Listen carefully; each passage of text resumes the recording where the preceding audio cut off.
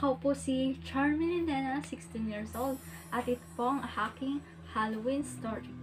Diba? Nung tapos na akong maligo nun. Punas na ako ng buhok ko and then umarap ako dun sa butas na may dun sa papuntang likod namin. Ayun. So, may nakita akong aninong shadow. Ayun, shadow. Akala ko yung pinsan ko kasi magkasing parehas lang sila ng taba tapos yung tangkad. And then, biglang nagsalita yung pinsan ko na papunta pa lang siya sa kusina. Hindi, pumikit ako bigla. Tapos pagpikit ko, tapos binuksan ko yung mata ko. Wala na talaga. Natakot ako yun, first time ko. And then, pero hindi first time na nangyari sa akin. Nung grade 4,